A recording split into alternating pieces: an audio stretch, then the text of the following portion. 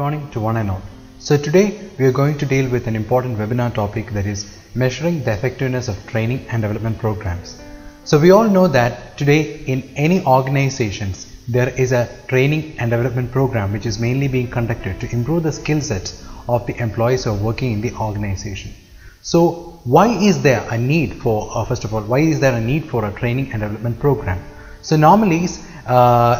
in an organization, the employees who are working in a particular process may be lacking certain key skill sets which is very much necessary or required for the work process to be implemented. So in those cases, the companies adopt a policy in which they would try to figure out what are the areas or the skill sets which is required for the particular process and which is lacking in that kind of particular employee. So once we find out these are the kind of skill sets or the areas which need further development within that individual, we would conduct or we would design the kind of training and development program. So normally we would take into an account we would make a record regarding a list of employees within a particular department, and we would categorize the employees according to the different departments, and we would see like what are the common deficiencies or in terms of the skill sets which are lacking in those line of departments, and we would make sure that this is a major issue, like that particular skill set becomes a major issue in that kind of a department, and we would make a plan. Initially we would make a plan regarding what are the kind of skill set that require improvement from the side of the management, what are the kind of training programs that they can conduct with preference to a particular skill set, so that it ultimately leads to the development of the employees within the organization. So once they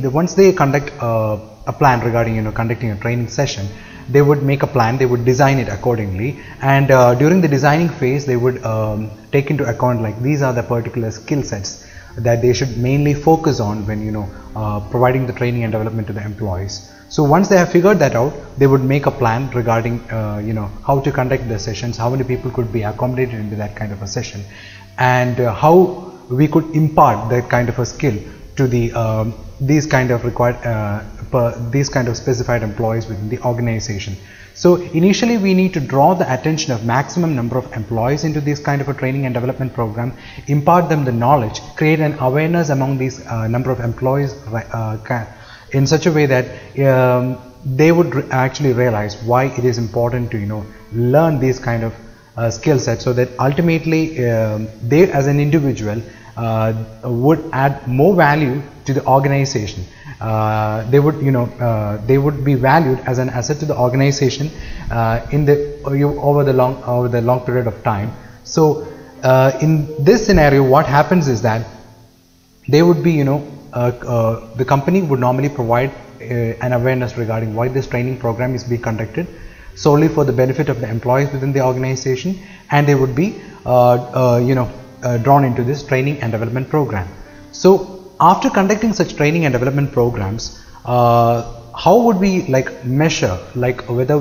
the kind of training and development program that is conducted by the organization has reaped the kind of result that it actually expected? So how would we measure it? So one important thing is that now we have already figured out these are kind of the problematic areas within a particular set of employees who are working with the company. So once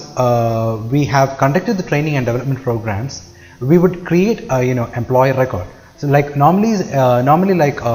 most of the companies nowadays, it is kind of a trend, they would maintain an employee record in terms of the performance and the kind of skill sets which are much more better in an employee, what are the kind of skill sets that they lack. So after the kind of training and development program, they would have an in-depth analysis regarding how the particular skill sets which was present to the previous time, they would compare it to the kind of how they perform.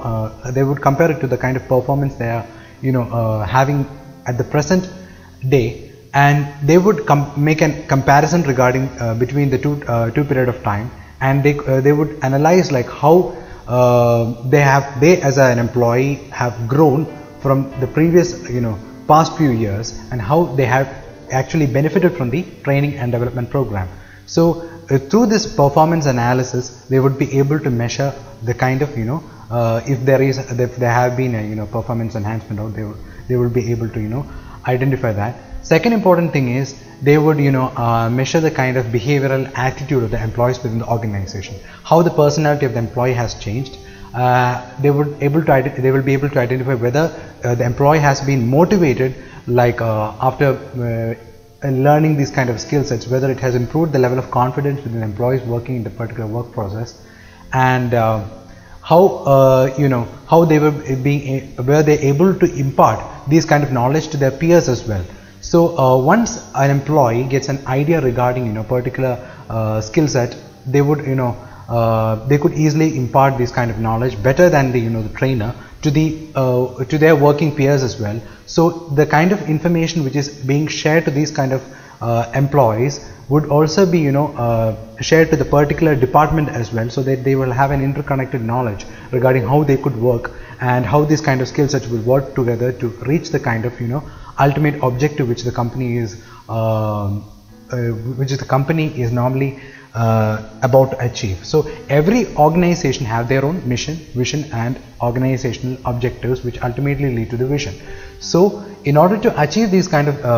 this set of objectives, they require the employee to achieve the